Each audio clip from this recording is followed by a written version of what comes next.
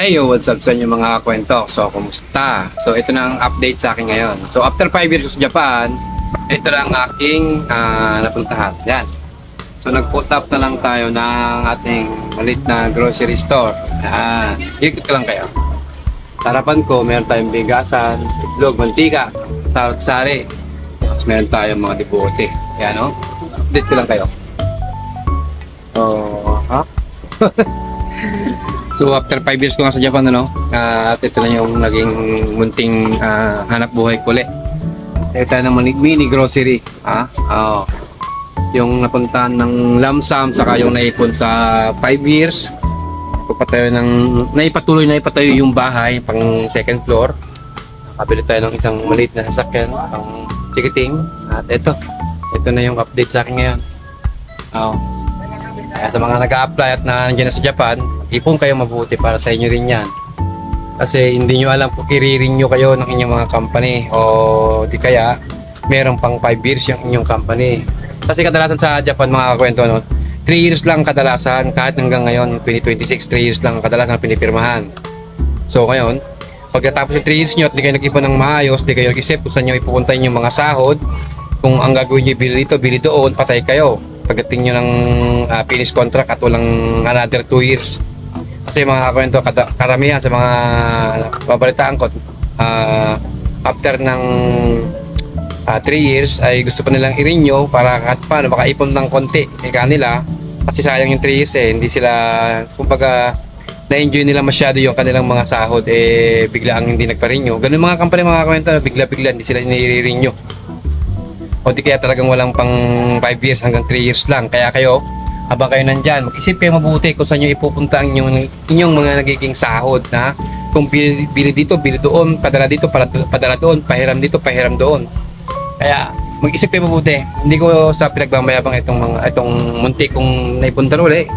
Pagkus nagbibigay ako ng warning o babala o payo sa mga patapos ng kontrata o bago kakaumpisa pa lang ang kontrata para nang sa ganun, matapos ang inyong kontrata, meron kayong panimula muli kung ayaw nyo na bumalik in Japan, lalo kung ang inyong company ay napakahirap, napakahigpit. Pagka ganyan napuntahan ninyo, talaga mapapaisip kayo. Kaya bawat sentimo, bawat piso na inyong sasahodin sa Japan, pag-isipan po ninyo kung saan nyo ipupunta. Mas maganda i-invest ninyo habang kayo sa Japan, habang kayo kumikita, invest nyo dito sa Pilipinas. Kung mayroon kayong mapagkakatiwala magmamanage, kahit maliit lang, ay importante kumikita. So ngayon, share ko sa inyo kung ano yung napili kong maging panimula muli. Pili ko talaga bigasan. Di ba sa Japan mga kwento, nagbibigasan tayo, nagpapautang o nagpapahiram tayo ng mga bigas sa ating mga kasamahan. Kada buwan, nagbabayad sila. So itinuloy ko dito sa Pilipinas kasi maganda kitaan. Bakit? Siyempre naman mga kwento, number 1 na pangunahing pangangailangan ng mga tao to.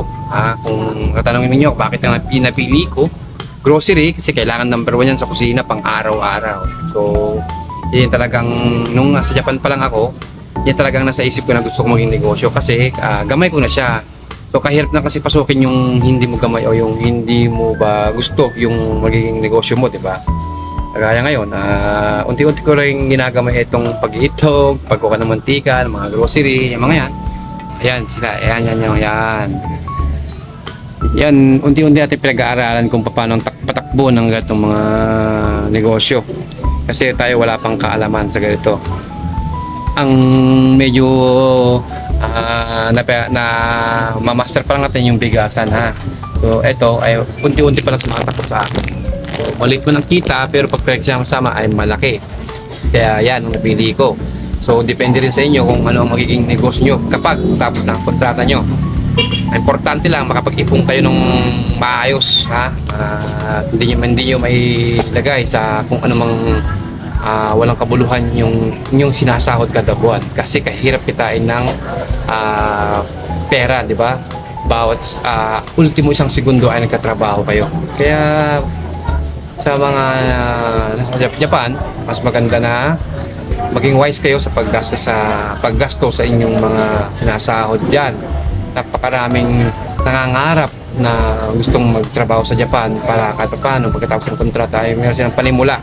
Kaya kayong nandyan na, hindi sabi ko nga maging wise talagang ano yun, yung maging kuripot muna kayo. Hindi naman kasing sobrang kuripot. Kapag hindi kailangan, huwag nyo muna bibilhin. Kapag hindi nyo gagamitin, huwag nyo muna bibilhin. Huwag kayo bibili ng isang bagay na tatambak nyo lang dyan sa isang tabi. Ha?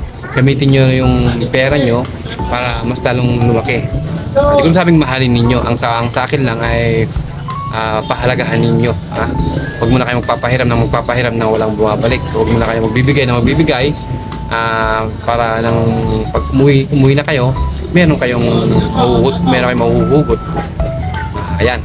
Pasyal ko lang sa tindahan tapos si Mrs. ko. Ito yung Mrs. ko. Hi ka naman to Yan ang Mrs. ko, alay ko. Ayan. So, ang negosyo natin, yan. Nakakatuwa magnegosyo. Katunay mga kakwento, kung ako papipiliin, talagang mas gusto ko talaga ang magnegosyo kaysa yung pumasok bilang isang empleyado na alam nating hanggang doon, kahit anong gawin nating sipag, hanggang doon lang yung ating kikitain kada buwan. Hindi kagaya sa pagnegosyo, pagka pumatok, kilang-kilik ang inyong mga produkto, ay sila na ang mismong lalapit sa iyo. Hindi mo na kailangan na yung bang igala o ilaku-laku yung paninda mo. As long na ikaw na ang pinupuntahan na ng mga tao, o di kaya sa madaling salita, pag marami ka ng suki. Yan. So ngayon sa kami ay wala pa gaano dahil isang buwan pa lang kami dito. O talaga nag-uumpisa pa lang. Hopefully dumating din yung time na kagaya nakikita namin sa mga katabi namin na pinapasok na ng mga tao, yung marami ng suki, marami ng nagpupunta, gano'n. So taga-tsaga lang sa pagnegosyo. Kaya ito, share ko lang. Ngayon, sa mga tatanong pa rin, pipilitin ko pa rin sagutin yung inyong mga katanungan sa abot ng aking mga kaya at kaalaman. Kaya, good luck sa mga nag-a-apply papuntang Japan. So, paano? Hanggang sa muli, ako si Kuya Marben at ito ang Margab Experience.